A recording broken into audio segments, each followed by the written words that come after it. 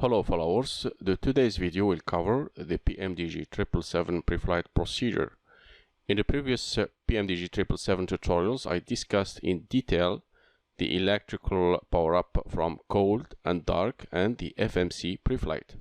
So if you didn't watch those tutorials, you will find a playlist link at the end screen of this video. Before I jump in today's tutorial, if you are new here, consider to subscribe to follow my upcoming tutorials, like and share to support the From Startup to Shutdown videos. Let's get started.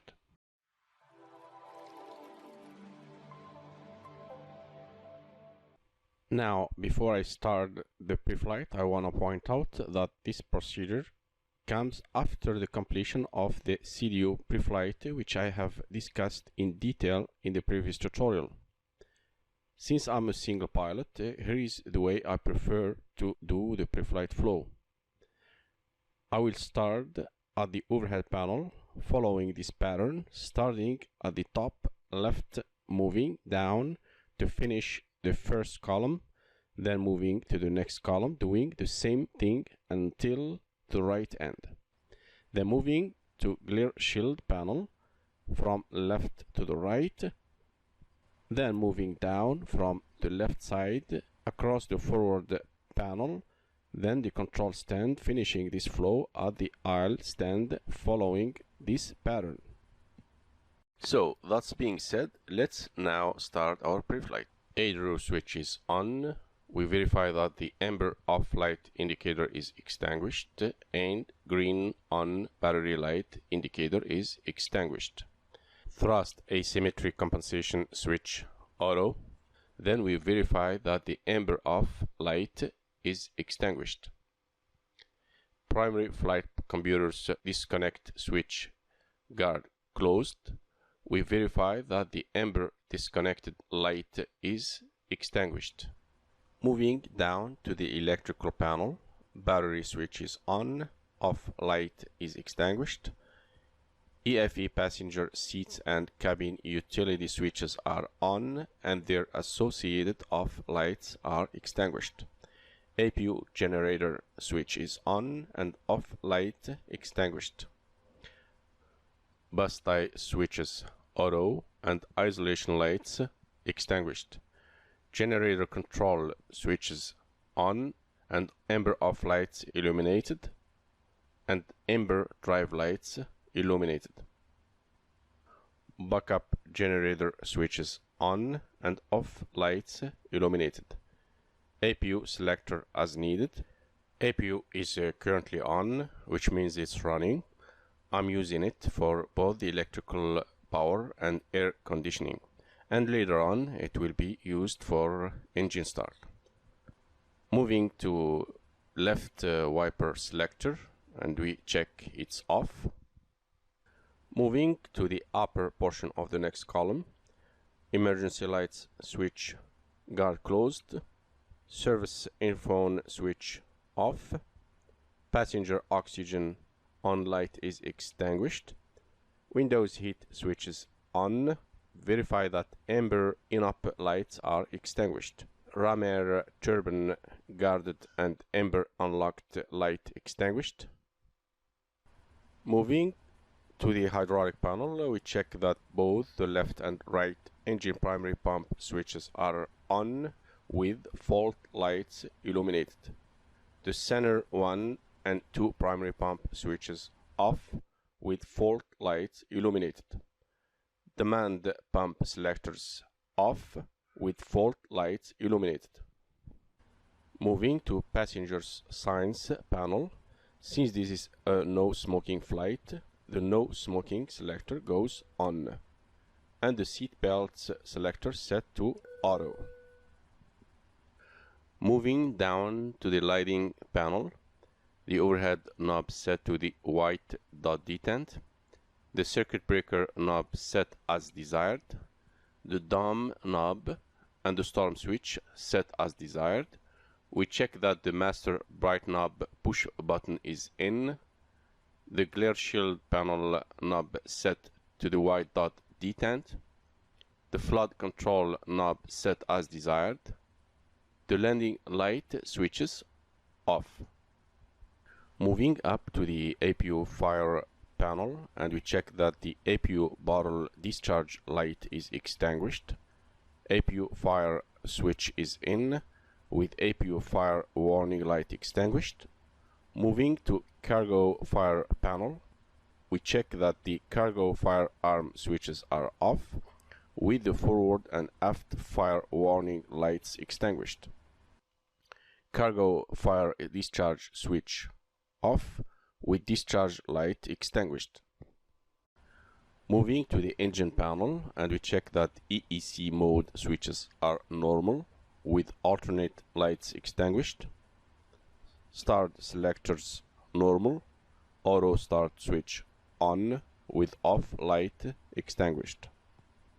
Moving to fuel jettison panel, and we check that the fuel jettison nozzle switches are off with valve light extinguished. Fuel to remain selector in. Fuel jettison arm switch off with fault light extinguished. Moving to fuel panel, and we check that the crossfeed switches are off with valve lights extinguished. Fuel pumps switches for the left and right main tanks off with pressure amber lights on if you are not using the APU. Otherwise, as I'm using for instance the APU, the left forward panel pressure light has to be extinguished. And we check that the center pumps pressure lights are extinguished. Moving down to NAIs panel, and we check that both the wing and engine NAIs selectors set to auto. Moving down to external lighting panel, we set the lighting panel starting with beacon light switch off, nav light switch on, logo light as needed, wing light switch as needed, indication lights switch as needed, runway turn off lights switches off, taxi light switch off, strobe light switch off. Moving to the last overhead panel column, starting with the air conditioning panel configuration. The equipment cooling switch auto with override light extinguished, gasper switch on, recirculation fans switches on, flight deck temperature control mid auto position, cabin temperature control mid position, pack switches auto, and we check that the off lights are extinguished if a bleed air is available and connected to the duct system. For instance, I'm using the APU bleed air and off lights are extinguished. And if there is no bleed air connected to the system, we check both the packs off lights are illuminated. Trim air switches on with fault lights extinguished. Moving down to the bleed air panel, and we check that left, center and right isolation switches are set to auto with closed lights extinguished. Engine bleed switches on with off lights illuminated. APU bleed switch auto with off light extinguished. Moving down to pressurization panel configuration, we check that the outflow valve switches are set to auto with manual lights extinguished. Landing altitude selector in. Finally, we check that the right wiper selector is off. Now I move down to glare shield panel, starting with the FS panel. Set the minimum reference selector to radio or bureau as planned. Minimum selector as needed. FPV switch as needed. Meters switch as needed. Bureau reference selector to inch as I'm flying in North America. Bureau selector set to the current altimeter. VOR ADF switches as needed. For instance, I'll select them to VOR. Navigation display mode selector set to map. Navigation center button as needed. Navigation display range selector as needed. Navigation display traffic button goes on. Weather radar is checked off by confirming that it's not showing on the navigation display. Moving now to mode control panel. Captain Flight Director goes on. Auto throttle arm switches arm. We check IS symbol is shown on speed display. Then I go to takeoff page on my CDU and find the V2 value. Here it is, 152, and put it on the speed display. LNAV and VNAV can be selected if this complies with ATC departure clearance. For instance, I leave them alone. Autopilot disengage bar up. Heading symbol on the heading track display is checked. The bank limit selector auto.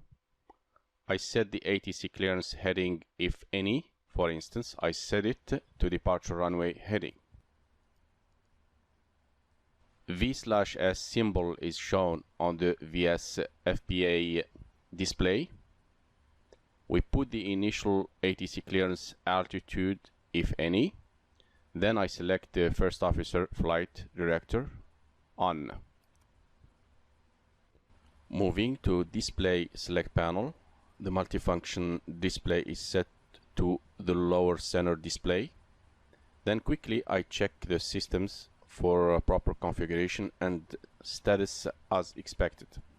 Starting with the engine, oil quantity looks good. Moving to status page, I check for sufficient hydraulic quantity and oxygen. Now I go to electrical synoptic. All the buses are green and no missing data. Next is hydraulic. I check the hydraulic synoptic with green isolation valves and no missing data. Next is the fuel synoptic. All data are shown properly. As you can see, at the moment the forward fuel pump is feeding the APU. Moving now to air synoptic.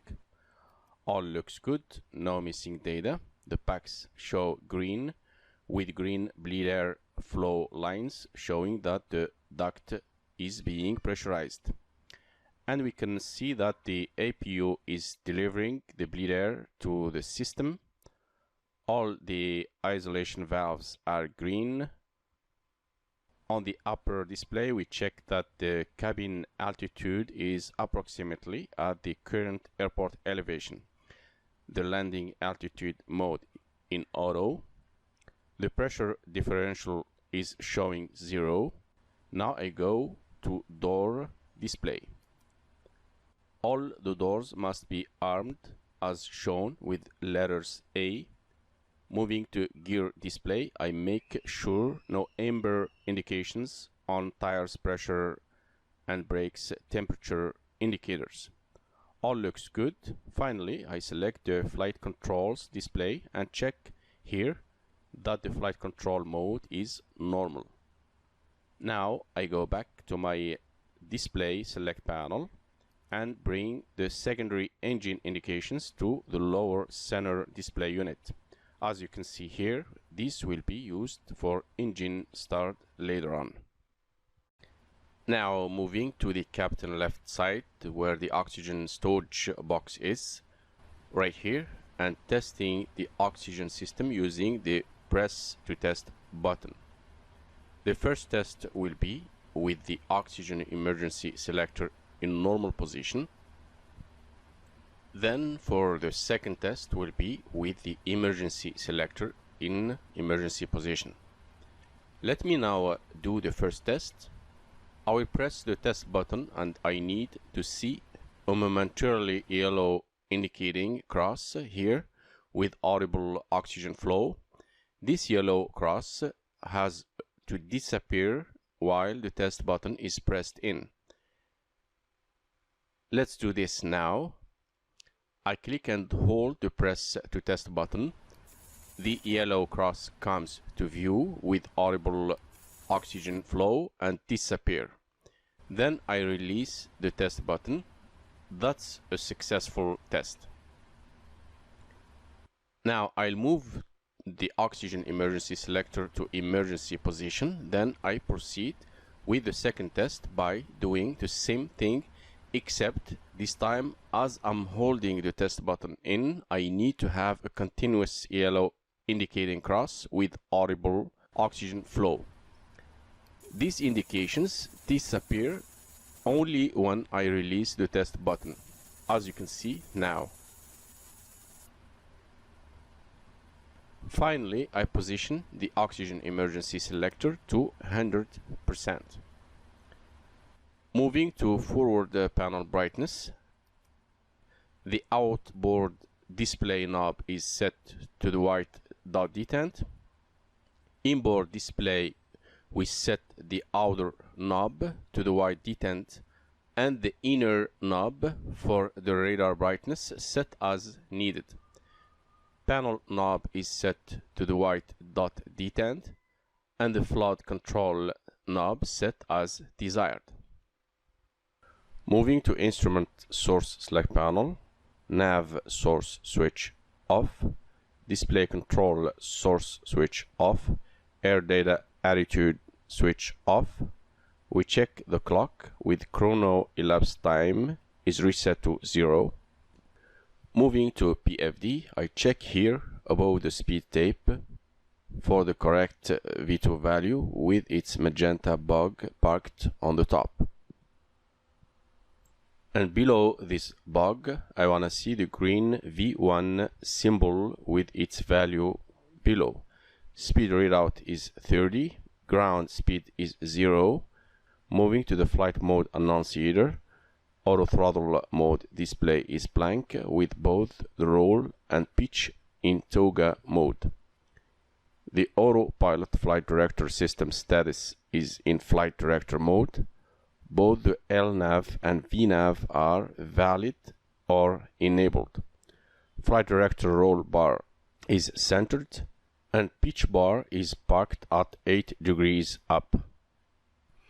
The heading is set and in magnetic reference mode with its bug parked, for instance, at the left end of the heading display range of the compass rose. Our clearance altitude is set above the altitude tape with its magenta bug parked at the top of the altitude tape. The altitude indicator shows the current airport elevation.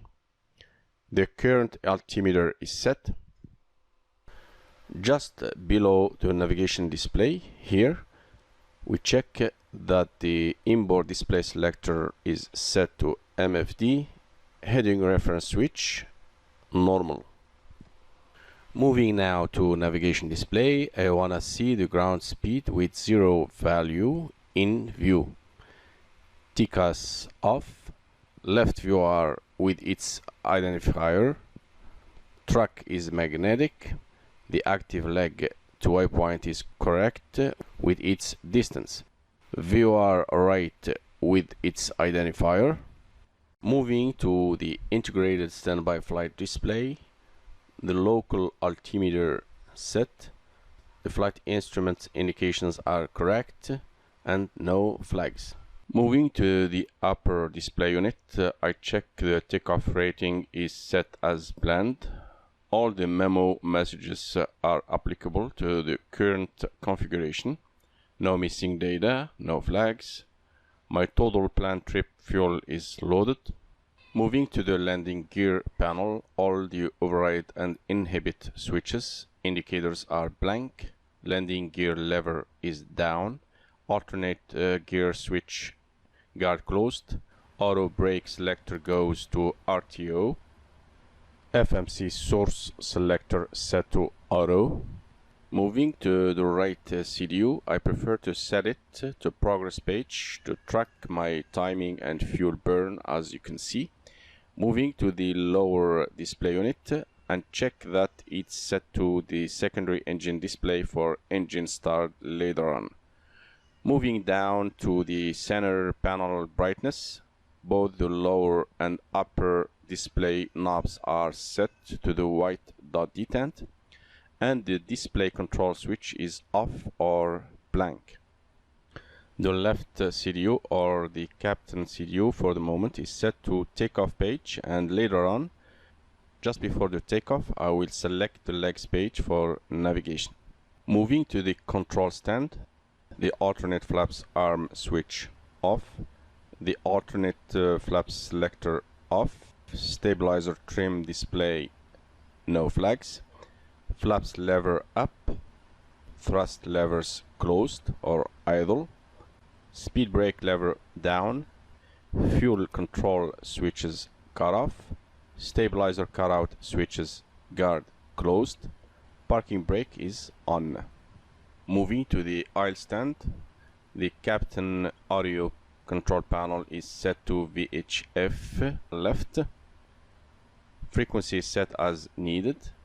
Moving to radar control panel, I check that the radar mode switch is in or auto, and radar source select switch is set to the left or out. Moving to the center audio control panel, center VHF is selected and the frequency is set for data link. Observer audio selector normal. Moving to the engine fire panel, verify that both the engine 1 and 2 discharge lights are extinguished.